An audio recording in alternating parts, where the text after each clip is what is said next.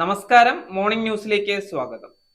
Check റിപ്പബ്ലിക്കിലെ പ്രാഗിലെ Charles സർവകലാശാലയിൽ നടന്ന വെടിവെപ്പിൽ 11 പേർ കൊല്ലപ്പെട്ടു. നിരവധി പേർക്ക് പരിക്കേറ്റു. അക്രമിയെ ഏറ്റുമുട്ടലിലൂടെ കൊലപ്പെടുത്തിയതായി ചെക്ക് പോലീസ് അറിയിച്ചു. ജാൻ പാലസ് സ്ക്വയറിലെ ആർട്ട് ഡിപ്പാർട്ട്മെന്റിലാണ് വെടിവെപ്പ് ഉണ്ടായത്. 11 പേർക്ക് ഗുരുതരമായി പരിക്കേറ്റതായി പ്രാഗ് എമർജൻസി സർവീസ് വിഭാഗം സമൂഹ മാധ്യമങ്ങളിലൂടെ അറിയിച്ചു.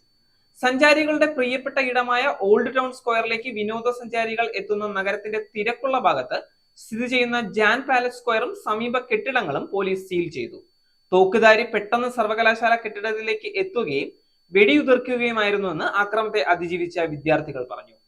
വിധവാ പെൻഷൻ മുടങ്ങിയതിനെതിരായ മറിയക്കുട്ടിയുടെ ഹർജി ഹൈക്കോടതി ഇന്ന് വീണ്ടും പരിഗണിക്കും. വിഷയത്തിൽ ഹൈക്കോടതി കഴിഞ്ഞ ദിവസം സർക്കാരിനെ വിമർശിച്ചിരുന്നു. ജൂലൈ മുതലുള്ള 5 മാസത്തെ പെൻഷനാണ് മറിയക്കുട്ടിക്ക് സർക്കാരിൽ നിന്ന് ലഭിക്കാനുള്ളത്. ഈ കുടിശ്ശിക എപ്പോൾ നൽകാനാകുമെന്ന കാര്യത്തിൽ സർക്കാർ ഇന്ന് കോടതിയിൽ മറുപടി കൊടുക്കും. സാമ്പത്തിക പ്രതിസന്ധിയിലാണെന്നായിരുന്നു സർക്കാർ ഇന്നലെ കോടതിയെ അറിയിച്ചത്. ഏപ്രിൽ മുതൽ കേന്ദ്ര പെൻഷൻ വിഹിതം ലഭിക്കുന്നില്ല.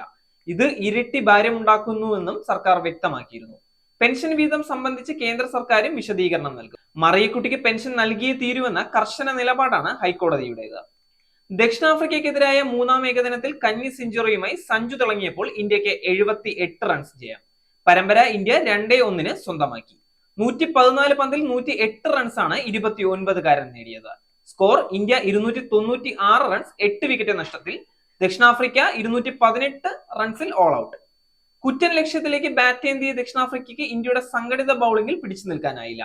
ഓപ്പണർ ടോണി ഡി സോർസിയും 81 റൺസ്, ക്യാപ്റ്റൻ എയ്തൻ മാർക്രവുമാണ് 36 റൺസും പൊരുതി നിന്നത്. അർഷ്ദീപ് സിംഗിന് 4 വിക്കറ്റ് ഉണ്ട്. ആവേശ് ഖാനും വാഷിംഗ്ടൺ സുന്ദറും 2 വിക്കറ്റ് വീതം നേടി. നേരിന്റെ വാർത്തകൾ നിങ്ങളുടെ വിരൽത്തുമ്പിൽ എത്താനായി സാക് ന്യൂസ് ചാനൽ സബ്സ്ക്രൈബ് ചെയ്തും ഷെയർ ചെയ്തും ഒരു ശരിയായ മാധ്യമ നിലപാടിന് നിൽക്കാൻ ഞങ്ങൾ നിങ്ങളെ ക്ഷണിക്കുന്നു.